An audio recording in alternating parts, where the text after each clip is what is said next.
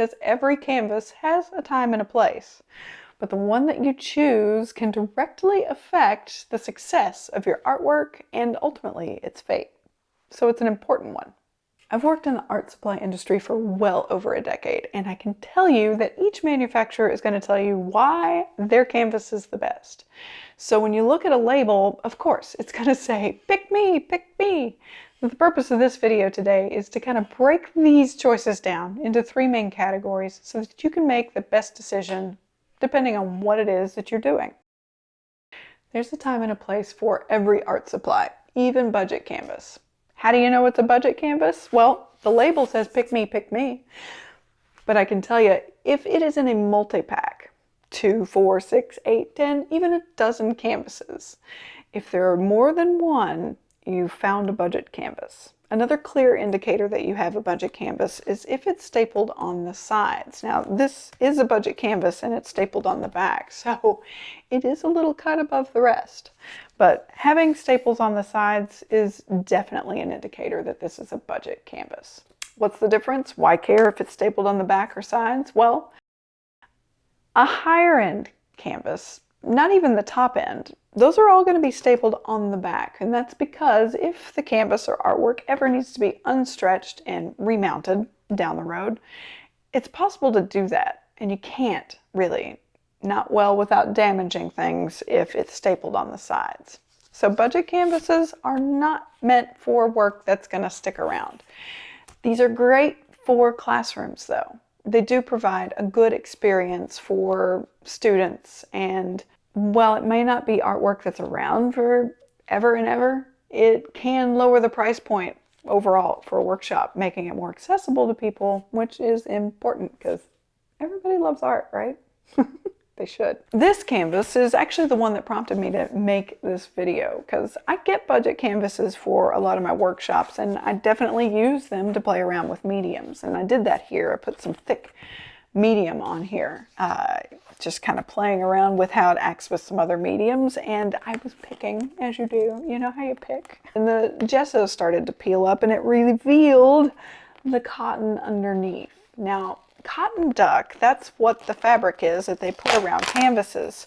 And so here I'm seeing what it is that they've wrapped around these stretcher bars before they put a primer on it. And check it out. You can see right through it. This is going to disintegrate. It's like painting on a coffee filter. This is absolutely not good for anything more than practice and play. But there's a time and a place for that. Now we have our mid-grade. Hey! You'll find a lot of these. This is probably where you'll see the majority of your canvases. They can still be pretty affordable, but one good indicator that you're looking at a mid-grade canvas is that it's individually wrapped, stapled on the back. We want those two things to happen. And then we can start to look at other factors like the cotton. Yes, we have primed cotton, but now we're talking about how heavy it is. Heavier weight, the more durable the material is going to be. Here they say 12-ounce primed cotton, 7-ounce raw. What that means is the canvas itself is 7 ounces. So this is still a pretty lightweight canvas, but it's absolutely not that fishnet that we just looked at. And the 12-ounce is how heavy it is with the gesso, which I don't really care about at all because the raw is really the best indicator of how heavyweight it is, the material that you've put around these stretcher bars. How long is it going to last? How durable is it? Now, after that, they've put gesso on. So this is an acrylic primed gesso. Any canvas that you see that is white is likely acrylic primed gesso. That does not mean that you cannot put oils on it. Oil painters all over the world paint on gesso. These are a good enough quality to sell at a craft fair. Framed well, even put in a gallery. And they can also be budget friendly for a classroom. So if you're doing a workshop that is an end result of having a nice piece that people can take home and cherish and pass down, or maybe even it's a workshop for more intermediate students, going mid-grade is an important choice that you want to make here. Even some mid-grades will cut corners, which make these a little more difficult to restretch down the road.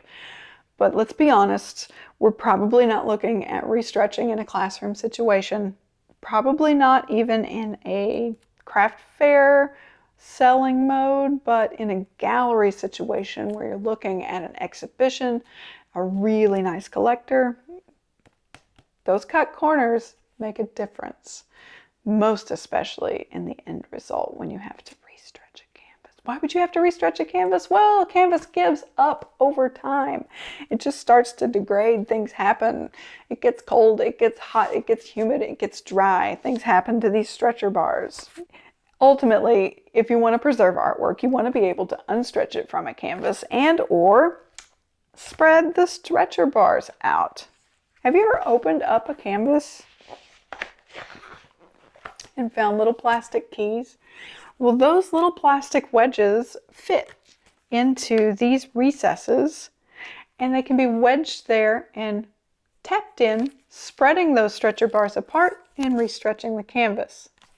When you're purchasing a canvas, it should be tight right off the bat. But if it has a flex to it, if it sags, if you can run your finger across and feel the stretcher bar edge, which can actually cause a visible edge in your painting if you're painting across it, you want to tighten that up. And that's not the time to use the key. The time to do that is down the road. So the keys are meant to be saved. The best thing to do in that situation, if you find that you have a canvas that's been sitting around that has a little bit of flex to it, is to lightly spritz the back with some warm water. Cotton shrinks. It tightens right up like a drum. It's amazing. It'll fix it just about every time. They do make a canvas tighten up in a pinch. If you find that the warm water doesn't work and you've had a really saggy canvas, I suggest that you go for that. But there's absolutely a way to fix it. It doesn't mean that this is a bad or imperfect canvas. Things just happen. Things loosen up over time, most especially in this mid-grade range because, well, let's face it, it's just not as fancy. When you get to a high-end canvas, you start to have more options than ever before. Now we're going to talk about more of all the basics. When we talk about stretcher bars, the wood that canvas is wrapped around, typically you'll find it in a 3/4 inch or an 1.5 inch deep edge. Those are great, wonderful. But now you can pick something even bigger. You have these 3D options. Masterpiece makes one, this 3D effect. It really stands out. These are ways to get your artwork noticed and is most useful if you are working with galleries or collectors. Masterpiece, you do a good job. I'm not sponsored. You guys just rock. This canvas is stretched well. It's tight. It is rarely loose. If it is at all, of course, you can do that little spritz thing, but I don't think you're going to need to. They do a good job here. This canvas has a lot of extra canvas on the back, so you can see, as opposed to here where they have cut the edges, you'll see that there's a lot of extra flex. That means if I pull this off, I will be able to stretch it around any type of stretcher frame that I want. But I don't know that I would ever need to because the quality of the wood that they put these around is excellent. It's very nice. It's very rigid. It doesn't warp nearly as much as I have found other brands to. They also include the keys pre-set in here. As I mentioned before, those little keys, they're meant for down the road. They fall out of the pack. You never see them again or throw them away. Well, here they went ahead and installed them. So down the road, whoever is the recipient or proud owner of your artwork, should something happen to it and they need to spread the stretcher bar apart, it's already mounted in there. Perfect. How did nobody else think of that? I don't know. So now this is a 7-ounce raw, 10-ounce primed, but it's double primed. They primed it twice. Oh, they primed it twice. That means it's smoother. You'll even find a portrait smooth in some brands, and that's where they've added extra layers of gesso.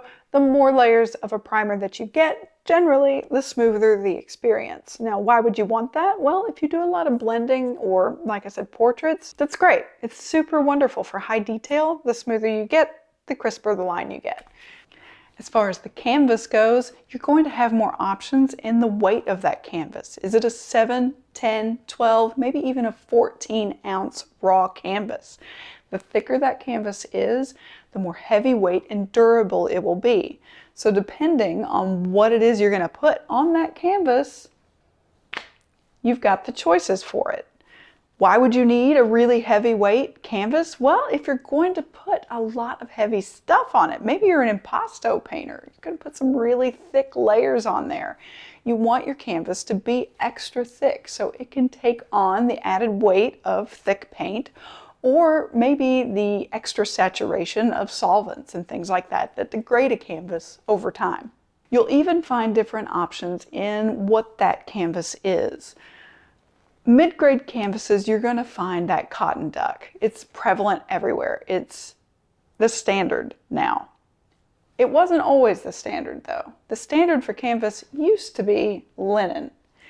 Linen is a different fiber altogether. Instead of a tan look, it's actually more of a gray, and the fiber itself looks a little different. It's a longer fiber that lasts and more durable over time.